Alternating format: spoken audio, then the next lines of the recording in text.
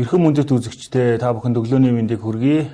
Live TV цэгийн сайтын уншигчид, үзэгчид та бүхэндээ өнөөдрөөс эхлэн өдөр тутмын сонингийн таймыг хүргэж байхаар шийдлээ. Та бүхэн өглөө цагаа 8 цагт тааруулснаар өдөр тутмын сонингуудын таймыг хүлээн авах боломжтой. Ингээ бид та бүхэнд өнөөдрийн өдөр тутмын сонингийн таймаа өнөөдөр сониноос эхлэн өнөөдөр сонин дээр чухам юу гарсан тухай таймлан хүргье.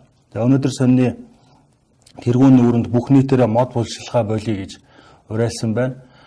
Монгол Улсын ерөнхийлөгчийн 2010 оны зарилгаар жилд 2 удаа бүх нийтээрээ мод тарьдаг болсон. Тэр намрын мод тарих хугацаа нь хагас өдөр тохиож байгаа. Үүнтэй холбоотой өнөөдөр сонин мод тарих өдрийг онцолж дараах мэдээллийг бэлдсэн байна. За мод тарих хоббитой хүн олон байдгаа. Гэвч модоо тарьсан эсэм мэнд боожиж ургаж байгаа эсэх санаа тавьдаг хүн түн цог хүн байна. Ялангуяа мод тарих үндэсний өдөр ямар нэгэн хөтөлбөр хэрэгжүүлж аян өрнүүлэх болохоор монголчууд байгальд ээлтэй болоод хувирчихдаг. Бусад үед нь марччихдаг. Монгол орондоо яар энэ имгэнэл инээдэмч жүжиг бүтэн өдрийн турш үргэлжилдэг гэж энэхүү нийтлэл эхэлсэн байна. За өнгөрсөн хугацаанд 2010 онд ерөнхийлөгчийн 63 дугаар зарилга гарснаас хойш нийтдээ 16 удаа монголчууд мод тариад байгаа юм байна. За үүнд давхарцсан тоогоор 1.2 сая иргэн хамрагдсан. 68.9 гэдэг чинь үндсэндээ 69 мянган аж ахуй нэгж давхарцсан тоогоор бас энд оролцсон. За нийтдээ 10.8 гэдэг чинь үндсэндээ 11 сая мод тарьсан байна. За тэгээд статистик харахад энэ арга хэмжээнд оролцох иргэдийн тоо жилээс жилд буураад байгаа юм байна. 2010 онд болохоор 1.7 сая, 2011 онд болохоор 1.4 сая хүн энэ мод тарих өдөрт хамрагдаж байсан бол сүүлийн жилүүдэд 800 мянгаас хэтэрхээ болсон юм байна. Тарьсан модны тоо ширхэгч 2-оос 3 дахин багассан юм байна. Бүх нийтээр мод тарих өдрийн хүрээнд тарьсан модын 76 орчим хувь нь ургаж байгаа гэсэн иймэрхүү статистик мэдээ байдаг юм байна. Өөрөөр хэлбэл одоо 24% нь ургадаггүй гэсэн ийм зүйл ярьсан байна. За дараа нь болохоор ойн тухайн хуулийн тухай энэ сэдвд хөндсөн байна. Ойн тухайн хууль зааснаар 16 нас хүрсэн иргэн бүр мод тарих ёстой гэсэн заалт байдаг юм байна. Энэ заалтын тухай байгаль орчны яамны мэргэжилтэн Дорж гэдэг хүн тодруулга өгсөн байна. Доржийн өгүүлж байгаагаар бол гэхдээ ойн тухайн хуульд жилд 2 удаа мод тарина гэсэн ийм заалт байдгийм байна. За тэгэхээр уул нь бол хуулиа дагах юм бол бид нэр 16 нас хүрсэн хүн жилд 2 удаа мод тарих ийм ойн тухайн хуульд заалт байдгийм байна. За дэлхийн жишээ ер нь ямар хөө байдгийм бэ гэдэг. Мод тарихад судалгаа шаардлагатай байдгийм ээ дэлхийн жишгээр. За Оросууд жишээлбэл модоо 9 дугаар сар тарьдсан байна. Үүний өмнө Greenpeace-ийн судалгаа явуулаад хаана мод суулгах шаардлагатай байгаа талаар судалгаа зөвлөмж гаргаж танилцуулдаг юм байна. Гарын авлага бэлтгэдэг юм байна. За жишээ нь тариалангийн талбайн ойролцоо өвөл унах тунцны хэмжээ ихсэхэд нөлөөлдөг улаан гарын зурвас үүсгэж мод 25 м өндөр болоход үр тарианы ургас 4 дахин өсдөг гэсэн ийм судалгаа байдаг юм байна. Өөрөөр хэлбэл үр тариагаа дагуулж улаан гар тарьдаг, улаан гарыг зурвас болгон тарьдаг ийм олон улсын туршлага байдаг юм байна. За энэ мэтлэн туршлага судалгаанд үндэслэн модоо суулгахдаа хойч ирээдүгөө гар бие оролцуулах замаар сургадаг. 5-6 дугаар ангийн сурагчдын суулгасан залуу мод тэднийг сургуулиа төгсөж цэргийн алба хааж эсвэл их сургуулиа төгсөөд ирэхэд харилцангуй өндөр ургасан байдаг гэсэн ийм зүйл хэлсэн байна. Тэгэхээр хагас өдөр болох мод тарих, үндэсний мод тарих өдрийг бид бүхэн тэмдэглэх гэж байна. Тэгээд энэ өдрөөр тэр 76% ургацтай байгаа модоо нэмэгдүүлж 100% болгох тийм ээ. Тэрлүү тэмүүлэх. Ядахта тэр урахгүй байгаа 24% багасгах ийм ажлыг бүх нийтээр хийх шаардлагатай байгаа юм байна. За автомашины дугаарыг шинжлэх талаар олон жил ярьсан. За үүнийг ер нь одоо яагаад шинжлэх гээд байгаа юм бэ? Энэ одоо дарга нарын бизнес юм уу? Эсвэл одоо олон улсад үнэхээр одоо ийм хууль журам байдаг юм уу? Үүнийг одоо Монгол улс мөрдөх гээд байгаа юм уу гэд иргэд одоо үүнд бас жоохон тодорхой мэдээлэлгүй учраас жоохон бохимдонгой ханддаг. Манай Монгол улс Вений олон улсын конвенцэд 2012 онд илсэн. За энэ конвенцэд илснээр олон улсад мөрдөгдөж байгаа автомашины дугаарлалтын жишгийг дагаж одоо дагах тийм үүрэг хүлээсэн юм байна.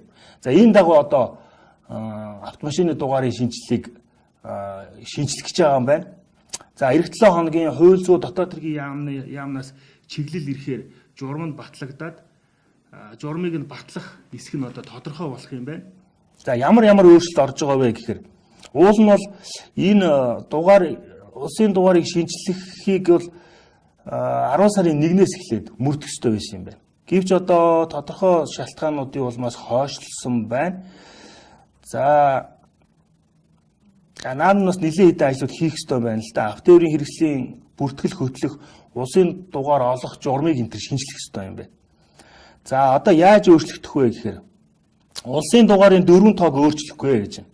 Харин ард нь байгаа үсгийг цөөрүүлсэн. Өмнө нь улсын дугаарт 25 үсэг ашиглах тийм стандарт байдаг юм байна. Ю, Ё, И зэрэг үсгийг оруулдаггүй. Хагас И тийм ээ. Улаанбаатар гисний араас А, Б, В, Г гэд 25 үсэг байрладаг байсан. Бид нар бүгдээрээ мэдж байгаа тийм. О, Б, А, О, Н, А ч гэдэг юм уу ингэ явдаг. За шинэ журмаар О, Б-гийн араас 25, О, Н-ийн араас 25 үсэг шивхээр нийт 50 сэрийн дугаартай болно гэж байна. Нэг сэрийн дугаар нь 9999 удаа давтагдана гэж. Удаа биш. 99 удаа давтагдана. Харин шинэ стандартаар улсын дугаарт 4 тоо 13 үсэг оруулахар болсон гэж. Мөн хот хөдөөгийн автомашиныг ялахгүй байна. Баталсан 13 үсгээс ДК гэмэд тусгай зөвшөөрөлтөй машинд олгох нь хасагдахаар 11-ийг хооронд нь солих хэлбэрээр автомашинуудыг дугаарлахаар төлөвлөжээ. Улсын дугаарыг лацдах учраас автомашинаа салгах, заарах, солих боломжгүй болж байгаа юм байна. За нийслэл болон орон нутгийн бүх автомашины дугаарыг шинжлэх шаардлагагүй шинээр авч байгаа иргэд л олон улсын стандартад нийцсэн улсын дугаар олгох талаар хилцэж байгаа юм байна. Тэгэхээр одоо бол олгогдсон УБ, УН дугаартай одоо машины жолооч нар бол миний одоо юу гэдгийг машины дугаарыг шинжлэх юм байна гэж одоо айх шаардлагагүй юм байна. Одоо явагдаж байгаа нь болохоор хэвээр яваад шинээр олгогдох автомашинуудын дугаар шинжлэгдэх юм байна. Ингэж явсараа сүүл одоо хэдэн жилийн дараа чинь бүрэн шинжлэгдэх юм байна. За тэгэхээр энэ бас нэлээд чухал мэдээлэл байна. За тэгээд үндсэн хуулийн Дүндээ Жанцан гишүүний ахлуулсан үндсэн хуулийн нэмэлт өөрчлөлтийн төслийн баг үндсэндээ одоо үндсэн хуулийг өөрчлөхөөр одоо ингээд бэлэн болоод байгаа. За үүнтэй холбоотой өргөн хилцүүлэг явагдаж байгаа. Өчигдөр одоо та бүхэн үзсэн бах Сэнэг телевизийн цензургүй яриа нэвтрүүлгээр Улсын хурлын гишүүн Дүндээ Жанцан, ерөнхийлөгчийн хамрын газрын дарга Зээнх болд Монгол Ардын хувьсгалт намын гишүүн Сүхбаатар нар мэтгэлцсэн байгаа. За тэгэхээр ерөнхийдөө энэ иймэрхүү одоо мэтгэлцээнүүд цаашдаа нэлээ өргөн явагдана. За үүнтэй холбоотой одоо Улсын хурлын гишүүн Луу болд гэж ярьдаг. Ил болд гишүүн маргааш нь амьдрал өөр болно, харж л байгаарай гэсэн нэртэй юм ярьцлага өгсөн байна. За энэхүү ярьцлагыг яагаад өгсөн бэ гэхээр Дүндээ Жанцан гишүүний одоо тэр үндсэн хуульд оруулах нэмэлт өөрчлөлтийн төслийг ажлын хэсэгт багтаагүй 60 гаруй гишүүн дэмжиж гарын үсэг зурсан юм байна. Луу бол гишүүн болохоор ганцаараа гарын үсэг зураагүй юм байна. Тэгээ яагаад зураагүй вэ гэдгээ үндсэнд нь одоо тайлбарласан байна. За бол гишүүний ярьж байгаагаар болохоор үндсэн хуульд огт заагаагүй зөвлөлдөг санал асуулга гэдэг зүйл зохион байгуулсан. Тохиолдлоор сонгосон хүмүүсээр хилцүүлсэн болоод энэ үндсэн хуулийн өөрчлөлтийн одоо төслийг одоо бэлтжиглээ. Тэр хүмүүсийн саналаар ерөнхийлөгчийг парламентаар сонгох, улсын хурлын гишүүдийн тоог нэмэх зэрэг буруу зүйл яригдж байсан. Харин яг хилцүүлгийн явцад бол энийг бол хассан байлээ. Тэгээ ямар өөрчлөлтүүд одоо орчод байгаа вэ гэхээр ямар өөрчлөлтүүд орсон. Тэгээ ямар өөрчлөлтүүдтэй бол гишүүн санал нийлэхгүй байгаа гэхээр яамдын нэрийг оноож өгөх, сайд нар давхар дээлтэй байх эсэх, улсын хурлын чуулган ямар хугацаагаар хуралдах, парламентын хянах шалгах хороо болон хоёр тамхинтай болгох гэх мэт аар саархан санал орсон байна. Гэтэл хянан шалгах үүрэгтэй хороо нь улсын хурал байдаг шүү дээ. Ямар хороо байгуулж ажилуулахад эрх мэдэл дутсан зүйл байхгүй. Ямар ч хороо байгуулж ажилуулахад эрх мэдэл дутсан зүйл байхгүй. Шүүх засаглалтай холбоотой баахан маргаан дэгдээсэн ч эцлээгүй байгаа. Нэг танхимаа яа гэж байж хоёр танхимтай болоод зөрүү хараа суучвал энэ улсад хэн шийдвэр гаргах юм бэ гихчлэн ингэж ярьсан байгаа юм. Тэгэхээр яг та бүхэн одоо үүнийг бас сонирхоод унших хэрэгтэй. Явцын дунд ч гэсэн энэ үндсэн хуулийн өөрчлөлттэй холбоотой хилцүүлгүүд нэлээд өргөн явагдах учраас та бүхэн бас үүнийг бас анхаарч сонсороо. Эн чинь та бүгдний одоо амьдрах одоо үг хэлэхтэй амьсгалах одоо эрх чөлөө шүү дээ. Тэгэхээр үндсэн хуулийн өөрчлөлтийг бол хүн болгон маш сайн анхааралтай одоо харж явах ёстой. За өчигдөр бол бас үндсэн хуулийн цэцтэй холбоотой үндсэн хуулийн цэцгийн хуралдаан болсон. Шүүхийн шийдвэр гүйцэтгэлийн хоёр одоо зүйл заалт үндсэн хууль зөрчсөн асуудлыг хилцсэн байгаа. За хоёулаа үндсэн хууль зөрчсөн гэж дүгнсэн байна. Тэгэхээр ямар одоо шүүхийн шийдвэр гүйцэтгэлийн хууль одоо үндсэн хууль зөрчсөн талаар би та бүхэнд одоо энэ өнөөдөр сонирхол гарсан мэдээллийг дурдж мэдээлье. За ямар зүйл заалт байсан бэ гэхээр төлбөр гаргуулж болох хөрөнгө орлого байхгүй бөгөөд хууль заасан аргаар түүний хөрөнгө орлогыг албадан гаргуулах боломжгүй бол төлбөр төлөгчийг хөрөнгөтэй болох хүртэлгийг заасан байна. Өөрөөр хэлбэл шүүхийн шийдвэр гүйцэтгэл дээр ямар нэгэн хэрэг нь хавц тэрэг үүсчихсэн хүн хөрөнгөгүй тохиолдолд тэр хүний хөрөнгөтэй болтол нь одоо хүлээх ийм хуулийн заалт байсан. Энэ хуулийн заалт нь болохоор үндсэн хуулийн шударга ёс, тэгш байдал, төрийн үйл ажиллагааны үндсэн зарчим мөн гэсэн заалт. Эрх чөлөөнд зөрчигдсөн ахвал гэж үзвэл уул эрхээ хамгаалуулахаар шүүхэд гомдол гаргах эрхтэй гэсэн заалтыг зөрчсөн гэж одоо үндсэн хуулийн цэц дүгнсэн байна. За дараа нь ямар үндсэн хуулийн шүүхийн шийдвэр гүйцэтгэлийн ямар заалт үндсэн хууль зөрчсөн гэж үзсэн бэ гэхээр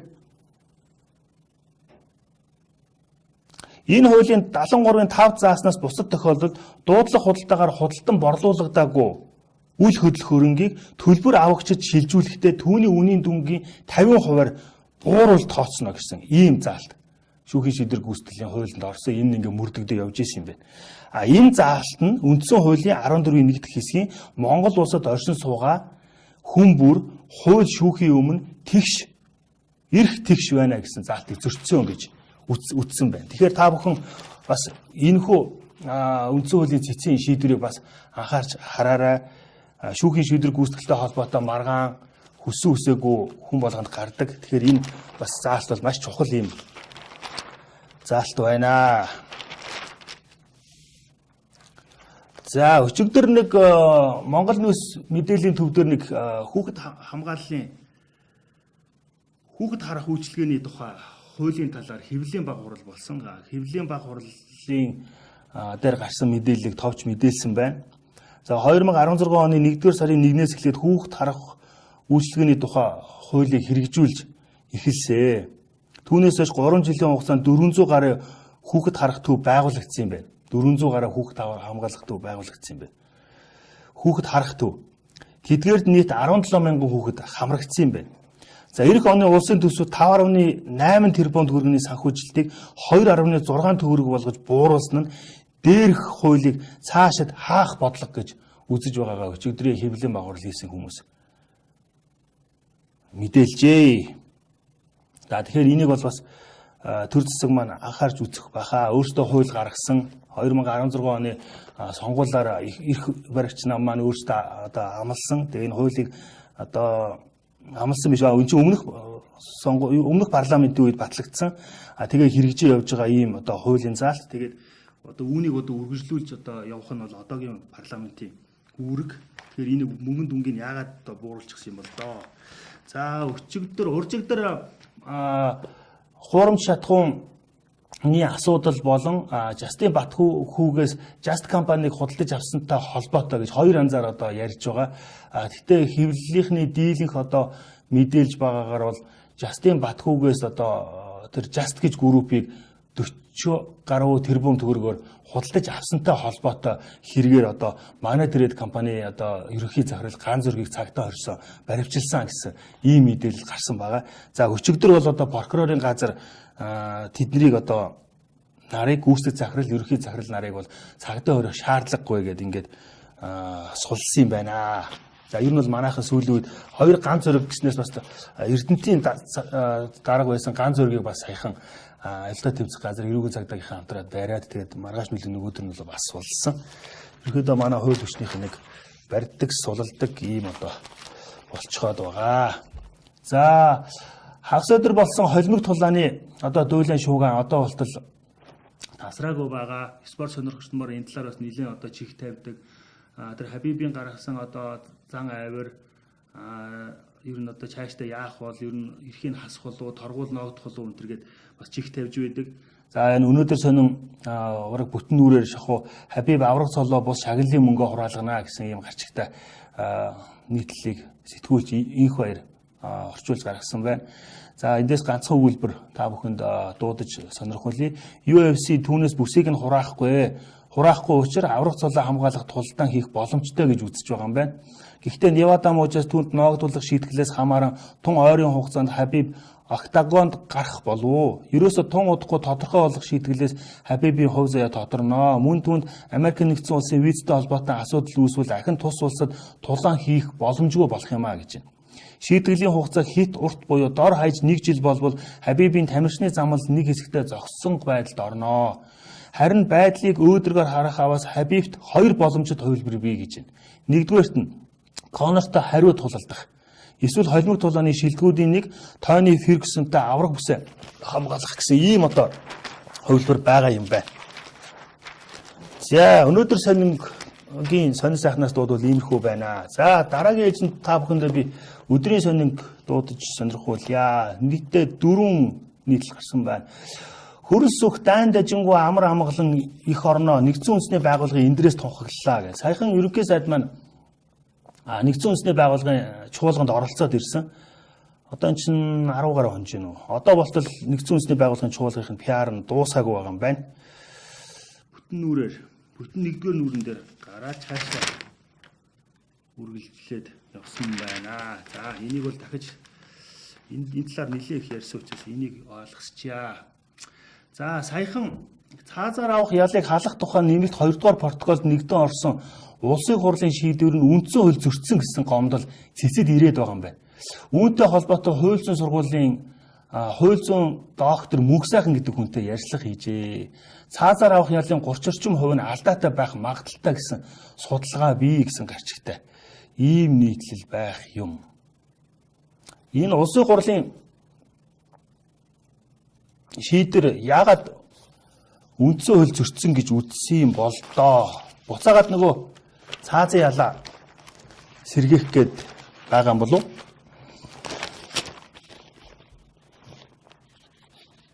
За цаазаар халах тухай нэмэлт 2 дугаар протоколд нэгдэн орсон хууль нь үндсэн хууль зөрчсөн гэх асуудлаар уг маргаан үүсгэсэн гэж ойлгосон гэж энэ Мөнх сайхан доктор хэлсэн байна.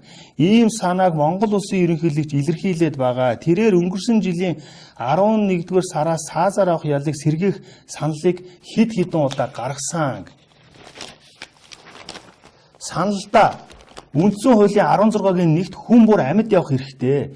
Эрүүгийн хууль заасан онц хүнд гэмт хэрэг үйлдсэн учраас шүүхийн хүчин төгөлдөр тогтоолыг ялын дээд хэмжээ оногдуулснаас бусад тохиолдолд хүний амь насыг боснуулахыг хатуу хориглоно. Цаазаар авах ялыг эрүүгийн хууль тусгах хэсгийг улсын хурал шийдвэрлэх бүрэн эрхтэй. 14-т үндсэн хуульд харшилсан олон улсын гэрээг Монгол улс мөрдөхгүй гэж заасан талаар ерөнхийлөгч маань хэлж ирсэн юм байна. Тодорхойлбол үндсэн хууль цаазаар авах ял заавал байх агуулга бий. Уг ялыг халсан олон улсын гэрээ нь үндсэн хуулийн 16-гийн нэгтээ зөрчилдөнө. Иймээс уг гэрээг дагаж мөрдөхгүй гэж ерөнхийлөгч яриад байгаа. Хэрэв цэцэд ийм агуулгатай мэдээлэл гаргасан бол энэ нь ямарч орон үндэсгүй юм а гэж шүү. Хууль зүйн хувьдаа ингэж үзэх ямарч боломжгүй. Миний хувьд үндсэн хуулийг хэрхэн тайлбарлах талаар Японд 5 жил судалгаа хийсэн. Үндсэн хуулийг тайлбарлах олон аргаас хамгийн түгээмэл 3-ыг нь сонгож үндсэн хуулийг тайлбарлая гэдэг 1 2 3 4 гэдэг ингээд тайлбарласан байна. Та бүхэн тэгэхээр энийг яг дэлгэрүүлээд өөртөө бас уншаад үзээрэй. За удахгүй улсын хурлын чуулганаар 2019 оны төсөв батлагдж байгаа. За энэ төсөвтэй холбоотой улсын хурл дахь ардсан намын бүлэг, ардсан намынхан за ер нь дотооддоо ч гэсэн улсын хурлын гишүүн, улаан гишүүн төр нэлээд тийм шүүмжлэлтэй байр сууриас хадсан байлаа. Энэ нь юунийг яагаад энэ одоо төсвийг яагаад ер нь шүүмжлээд байгаа юм бэ гэхээр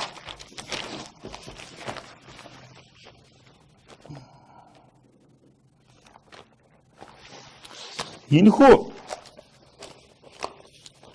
төсөв дээр төсвийн орлого зарлага аль аль нь нэмэгдсэн байна гэсэн байна. Отго чулуу.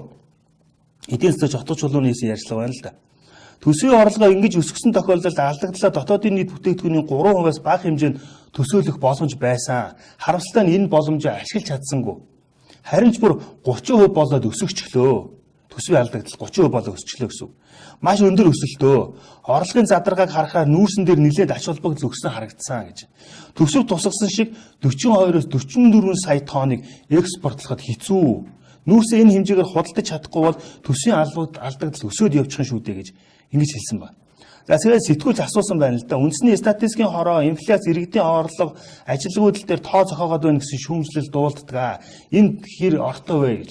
Манай Live TV бас энэ талаар асуудал хөндөж нийтлэл бичсэн байгаа. Та бүхэн бас сонирхож үзээрэй. Одоо нүүрсийн ам долларын өсөлттэй холбоотой уржигдар ашигт малтал газрын төсний хэрэглэх газраас мэдээлэл хийсэн. Өчигдөр бас нефтийн асуудал хариуцдаг төрийн байгууллагуудаас мэдээлэл хийсэн байгаа. За удахгүй статистик мэдээлэл хийх баг. Ам долларын ханш шатхан өсчөөд байхад яагаад одоо энэ өргөн хэрэглээний үн өсөхгүй байгаа ч гэдэг юм уу, иймэрхүү одоо статистик гаргаж харуулдаг. Үндэ бол одоо энэ чинь бодит байдал дээр өөр байгаад идэг. Гэтэл одоо энэ төрийн байгууллага нь болохоор өөр тоо гаргаж ирээд идэг. Энийг л одоо сэтгүүлч асуусан байна. Үүнд болохоор хотго чулуу юу гэж хариулсан бэ гэхээр ортоогоор барах уу? Статистикийн хороо өмнө нь нэлээд бие даасан хараат тус байсан бол одоо хууль зүйн яамны доор ажилдаг болсон. Статистикийн хорооны дарга нь улс төрийн намд олон жил ажилласан, намын аппаратад байсан PR эдийн засгийг хариуцсан явсан намтартай нөхрөө. Хууль зүйн сайд сүүлийн үед хуулийн хүн гэхээсээ илүү улс төрийн сонгуульд орж байгаа PR-чин шиг ярьдаг болсон. Засгийн газрын улсын хурал дээр төсвөө хамгаалж байгаа байдлыг харахаар нэг тийм ихэрхсэн, баярхсан хандлагатай. Социализм буцаад орж байгаа юм шиг өнгөс харагдаж байна гэж ингэж ярьсан байгаа юм. Тэгэхээр энэ төсөвтэй холбоотой бас нэг 2019 оны төсөвтэй холбоотой нэг зүйл нь болохоор ингэсэн байгаа юм л да. Эдийн засгийн макро орчин сайн байхад төсвийн алдагдал багтаа батлах боломж баймаар юм а гэж сэтгүүлч өдрийн сонины сэтгүүлч Баасан сүрэн асуусан байна. Үүнд отгоч юу гэж хариулсан бэ гэхээр уг нь тийм зис нүүрсний үн өндөр олон улсын валютын сангийн хөтөлбөр хэрэгжсэн ийм аятай үед зориг гаргаж алдагдaltaгүй төсөв батлаад зөв зэшиг тогтоочихсон бол олон улсын валютын сандаж гадаадын хөрөнгө оруулагчид нэр нүүрстэй байх байсан юм а гэж ингэж хэлсэн байна. Түрүүн би энэ ярилцлагыг уншиж байхад гишүүдийн 76 гишүүдийн тойрог бүрт нь 10 хэдэн тэрбум төгрөг тавьж өгсөн. Сангийн сайд өөрийнхөө юун дээр 50 хэдэн тэрбум төгрөг тавьсан гэд бичсэн байсан. Аль хаана ямар өгүүлбэр дээр байгаа юм бол доо. За энийг тэрийг юу яа? Олохороо та бүхэнд уншия. За хоёрдугаар нүүрэнд Улаанбуудаа худалдан авсан гурилын үйлдвэрүүдэд зээлийн хүүгийн хөнгөлөлт үзүүлэхийг одоо засгийн газрын хуралдаанаас даалгасан байна. За энэ нэлээд одоо бас таагүй юм болсон. Сая цасуунаад буудаа маань дарагдсан. За үүнийг одоо хураахад бас нэлээд их бас нэмэлт хөрөнгө бас шаардлагатай байгаа юм билээ. Энэ бас нэлээд маргаан дагуулад байгаа. За гурил одоо буудаа юу яадаг бизнес эрхлэгчдийн одоо дэмжиж гурил үйлдвэрлэгч нарыг одоо бас жоохон хохироосон ийм одоо шийдвэр болсон байна гэсэн ийм зүйл яригдаж байгаа. Манайх бас энэ талаараас нэг нийтлэл гаргасан. За Монгол Ардын нам 100 жилийн байгаа гудамжинд тэмдэглэвэл гинсэх баяр амар хосглонгийн гавья гэж үзэхээс аргагүй гэд. Энэ нөгөө сая болсон нийслэлийн Монгол Ардын намын юу байна? Намын даргатай сонгуультай холбоотой ийм зүйлийг бичсэн байна. Уул нөгөө удирдах зөвлөлдөр чинь Улаанбаатар хотын дараа Батболдыг одоо нийслэлийн Монгол Ардын намын дараагаар тавихаар шийдвэрлэсэн байсан. Гэтэл одоо нөгөө хурал маань өөр шийдвэр гаргасан. Үүнтэй холбоотой нийтлэл бололтой юм аа. За боловсролын сайд байсан Чулуунбаатар сайд болно гэж зүйтлж байгаагүй гэд ярьцлага өгсөн байна. Та одоо юу хийж байна гэсэн чинь шинжлэх ухааны академийн ажлаа хийж байна. Өнөөдөр төрийн ордонд Азийн орнуудын зөвлөх ардчлалын туршлага гэсэн олон улсын эрдэм шинжилгээний хуралд илтгэл тавихгаас сууж байна энэ гэж ярьсан байна. За энэ ам долларын өсөлт, шатхууны өсөлт иргэдийн одоо амьдралд яаж нөлөөлөх вэ гэдэг нь ойлгомжтой. Үн өснөө, үйлчлэгээний үн өснөө. Гэтэл бас бизнес эрхлэгчид маань бас маш хүнд байдалд орчод байгаа юм байна. Макс группийн ерөнхий захирал Сэрэн Жигмэд банкнаас $1 зээл авсан компани ханшийн өсөлтөөс болоод өнөөдөр 550 сая төгрөгийн бодит алдагдал хүлээгээд байна гэсэн ийм ярьцлага өгсөн байх юм. Долларын ханшийн өсөлт Монгол төгрөгийн уналт дотоодын аж ахуйн нэгжүүдэд хэрхэн нөлөөж байгаа талаар Монголын томоохон компаниудын захирлуудаас тодруулга авч байна гэдэг. Ингээд $1 сая авсан тохиолдолд 550 сая төгрөгийн бодит алдагдал хүлээж байна гэдэг. Мэдээж яг энэ компани алдагдaltaй болсон тохиолдолд бол барааны үн өснө, барааны үнэ өсгөж тэр одоо бодит алдагдлаа нөхдөг. Ийм угаасаа зах зээлийн хуультай. Тэгэхээр бас цаашдаа бас энэ бараа бүтээгдэхүүний өмнөд өсөх магадaltaй болох нь дээ. За нямдэржгүй өчтөр хууль сайд нямдэрж өчтөр болсон хууль зүйн байнга орооны хуралдаан дээр хөлийн чандад 174 монгол иргэн ял эдэлж байна гэж ярьсан байна. За өнөөдрийн аль сам дээр харлаа Монголын шоронд хичнээн хүн хоригдчихсан гэдэг. За энэ саяхан хаавал дүүргийн цагдаагийн газрын дарга нарын маш олон 10 орчим одоо хүмүүсийг төрийн албаны хүмүүсийг одоо ажиллагаа тэмцэх газар эдийн засгийн гэмт хэрэгтэй эрүүгийн цагдаагийн газрынхан баривчилсан. За энэ талаар одоо маш олон хувилбар дэвшигдэж одоо ер нь одоо ямар одоо цаана ямар юм болчваа, ямар одоо авилга явагдчваа гэд ингэж ярьж исэн. За өчигдрөөс эхлээд энэ өдрийн сонин энэ Дундгов аймгийн 3 сайхан сумын нутагт байдаг салхитын мөнгөний ордноос болж одоо энэ асуудал гарсан юм аа. За хоёр Монголын эзэмшигч байсан. Нэг нь болохоор ингээд хятад хөрөнгө оруулагч олсон. Тэгээд олохдоо болохоор нөгөө хүнийхээ гарын үсгийг дөөрайлгсан гэсэн ийм одоо маргаанаас үүдээд энэ одоо одоогийн байдлаар мөнгөн шагаа гэдэг хүн жаргалан энэ гадаадын иргэдийн харьяатын газрын дэд дараагаас нь цолмон хаавал дүүргийн цагдаагийн хэлцгийн тасгын дарга алтан очир. За шүүхийн криминалистикийн шинжилгээний газрын дарга дэд турандаа адил баяр ахлах шинжээч солонго шинжээч тамир сэлэнг нарыг одоо ингээд цагдаа хорчоод байгаа. Тэгээ энэ ер нь яг юу болсон юм бэ, яасан юм бэ гэхэлэр энэ Төв аймгийн харьяат мөнгөн шагааны уулуурхайн салбарт гарын үе оролцож олон жил байж байгаа энэ жаргалан гэдэг л найзыгаа юу яцсан шүү. Гарын үсгийн хуурамчаар дуурайлгсан юм уу да. Одоо өөрсдийнх нь тайлбарлаж байгаагаар. Тэгээд үүнээс болоод одоо нэгнийхээ одоо булхааг дийлгэсэн. За үүнээс болоод одоо ингээд баахан юм одоо хүмүүс ингээд холбогдчихсон. 35 сая төгрөгийг шинжээчд өгсөн энэ гэсэн ийм зүйлүүд яригдж байгаа. Тэгээ энэ нийтлийн 2 дугаарх нь өдрийн сэнний тэргүүн нүрд гарсан. Энэ нь бас үргэлжилттэй юм байлээ. Үргэлжил нь маргааш хүртэл явагдана. Нийтдээ 1.3 сая $1 хэрэг яригдж байгаа юм билээ. Энэ нөгөө бас нэг юу яасан?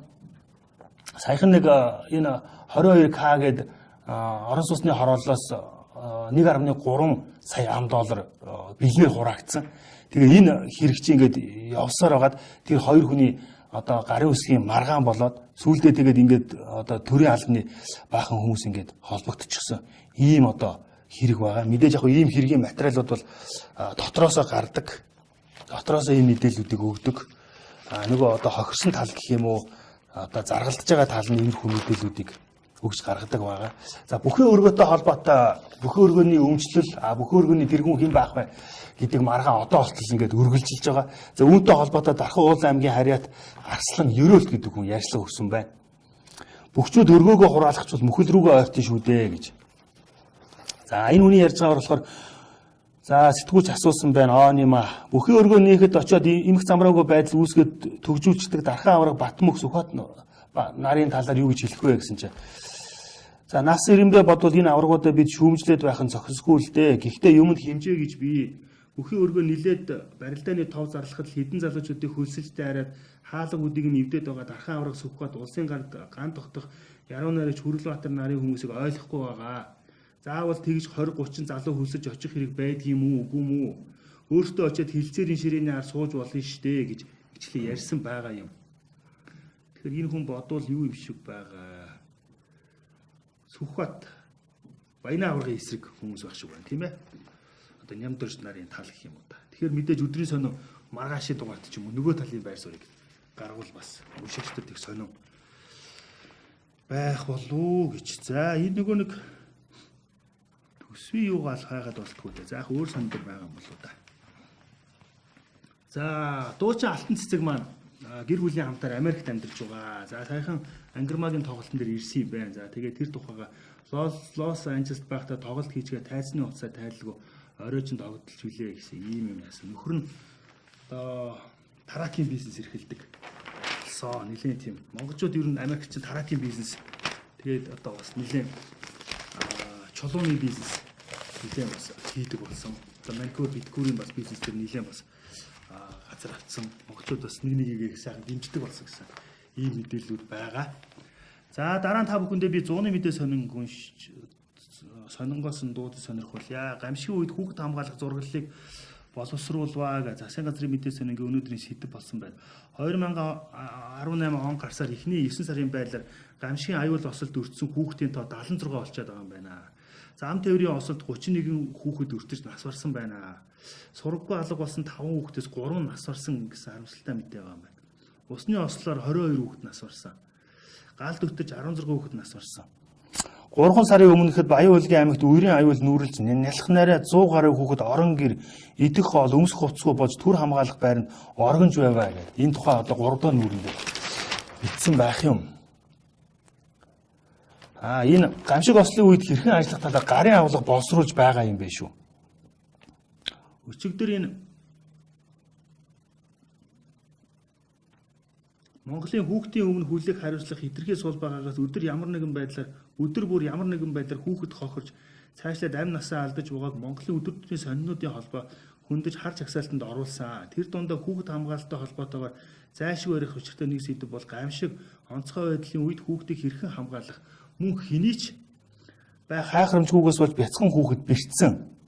Гинтсэн амь насаа алдсан бол хүлээх хариуцлагыг чангадах ёстой гэсэн иймэрхүү одоо зүйл яригдсан байна. За тэгээд үүнтэй холбоотой хөдөлмөр нийгмийн хамгааллын яамны гэр бүлийн хэлэлцээний дарга Баярмаа хүүхэд хамгааллын хариу үйлчлэгээ үзүүлэх төр байрны зохицуулах шүрэн цэцэг нэгдсэн үндэсний байгууллагын ахлах мэргэжилтэд амраа зэрэг хүмүүс өөрсдийнхөө байр суурийг илэрхийлсэн байна. За өчигдөр уржигдрийн байдлаар бол шатхууны өсөлттэй холбоотой ерөнхий сайд маань ерөнхийдөө байр суурийг тодорхой илэрхийлсэн байгаа. Ер нь бол дэлхий дээр өссөн учраас Монголд бол одоо өсгөөсөр аргагүй гэсэн ийм зүйл ярьсан. За ямар нэгэн засгийн газар бол ямар нэгэн одоо арга хэмжээ авахгүй юм байна гэсэн ийм шүүмжлэлтэй байр суурь өчтөрийн өдөр тутмын сонингуудаар гарцсан байсан. Өнөөдрийн хувьд болохоор шатхууны үнийн асуудлыг засгийн газрын хуралдаанаар хэлэлцэнэ гэсэн ийм одоо зүйл байна.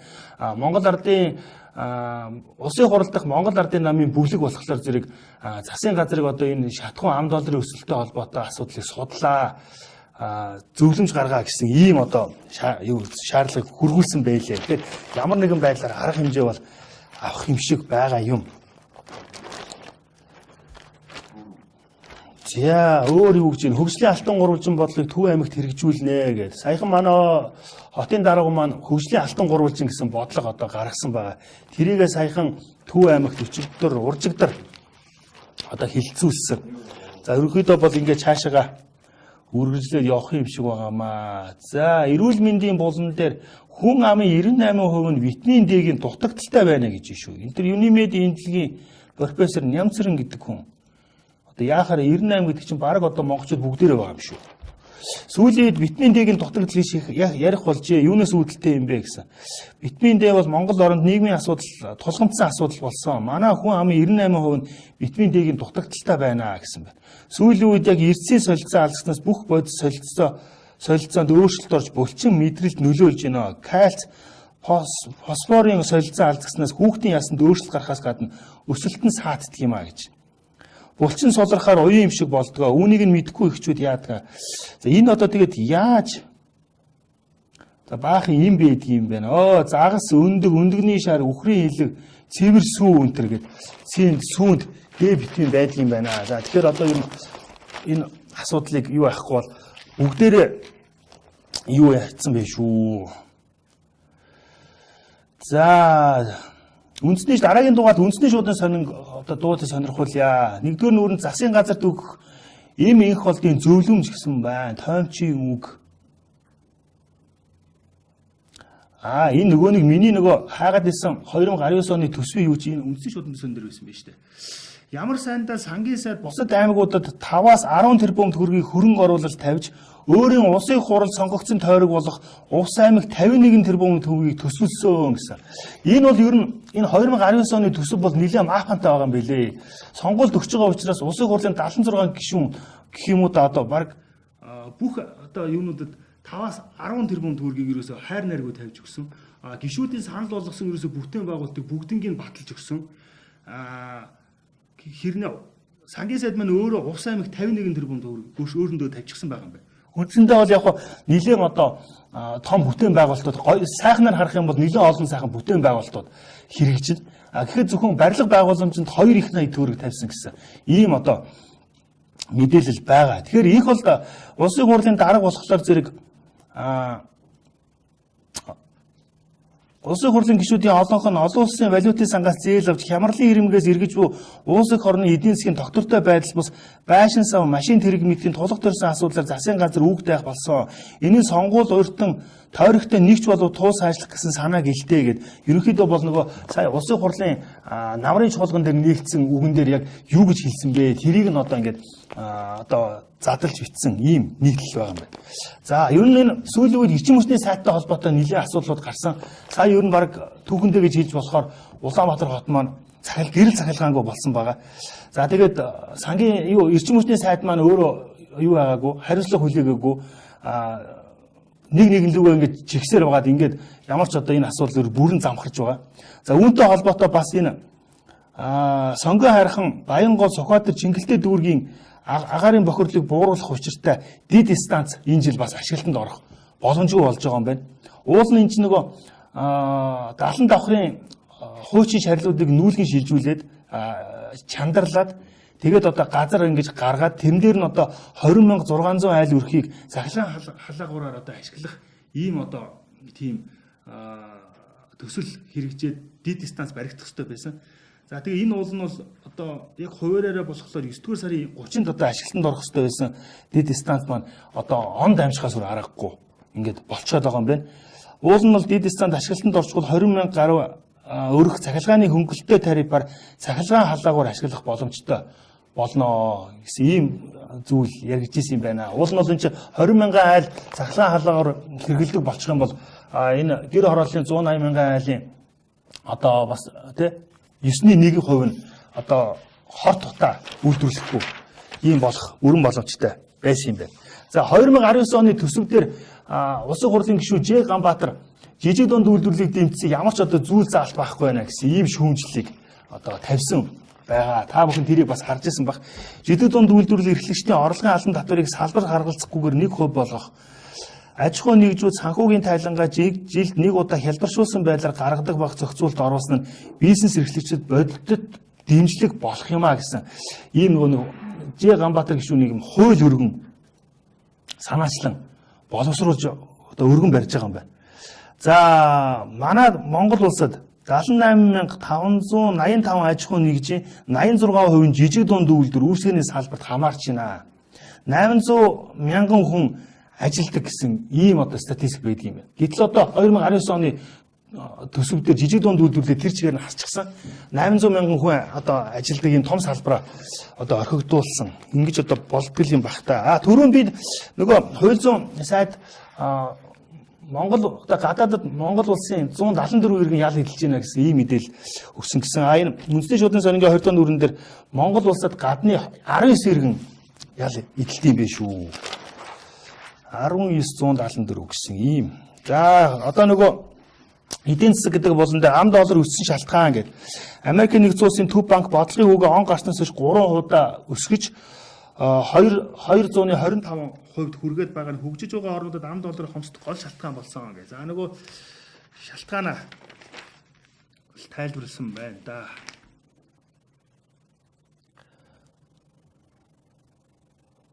За энэ нөгөө дид станцаа хүлээсээр үйл болоо даваасрын сайдаа гэдэг.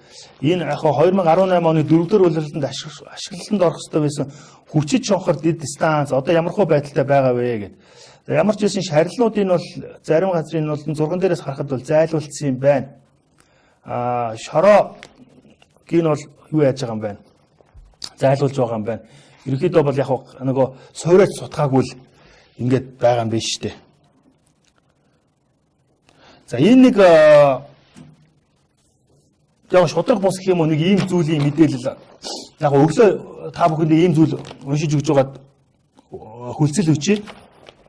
Гэхдээ яг нийгэмдэр бодит байдал яг ийм байгаа учраас та бүхэнд мэдээлгөөсөр аргалах 130 сая төгрөгийн хохирол учруулсан иргэнд 1.6 жилийн ял оноожээ гэж. Дундхов аймгийн харьяад ийм нь 2014-өөс 2016 оны хооронд Тус аймгийн Дэрэн сумын тооцооны төвд ахлах тээлрээр ажиллаж байхдаа 23 иргэнээс 109 сая 499 мянган төгрөгийн хохирол учруулсан гэж. За түүнчлэн 16 оны 1-р сард албан тушаалын байдлаа ашиглан банкны кассны мөнгө болох 21 сая 200 төгрөгийг хувьдаа завьчихсан гэдэг. Энэ хэргийнхаа төлөө эрүүгийн хэргийн анхан шатны шүүхээс заллах хөрөнгө завших гэмт хэрэгт буруутгагдсан 1.6 жилийн ял авсан байна. 130 сая төгрөг ичгээтэйгээд 1.6 жилийн ял эдэлсэн байх юм. За энэ очир сүрэнгээд тамирчинтай хийсэн ярилцлага байна. Монголын цааны спорт үүс хөгжсөний 90 жилийн Монголын цааны холбоо байгуулсан 60 жилийн энэ он тохиож байгаа юм байна.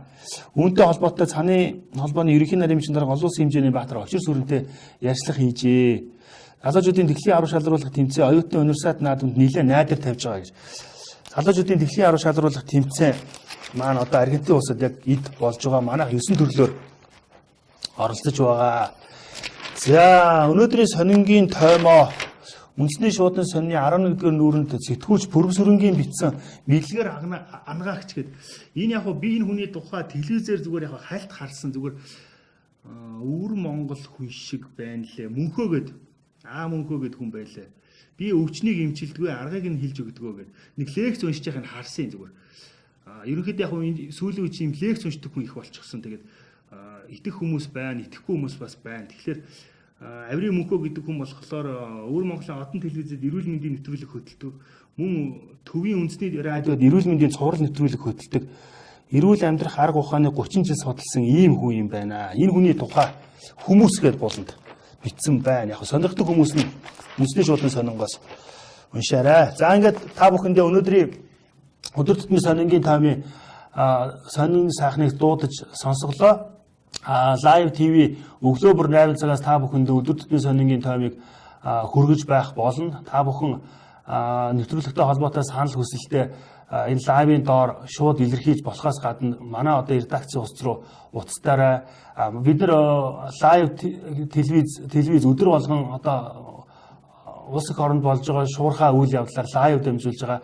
Тэгэхээр та бүхэн энэ лайвыг бас үзэж сонирхохын тулд юу байгаарай? Лайк, манай одоо пэйж хуудсанд лайк дараарай. Мөн бас бид нар бас энэ олон сонирхолтой уралдаан тэмцээнийг бас та бүхэн лайвдж одоо үзүүлэхээр бэлдээ төлөвлөөд ажиллаж байгаа. Ингээд та бүхэндээ одоо үзэж сонирхсанд баярлалаа. Өдрийг сайхан өнгөрүүлээрэй.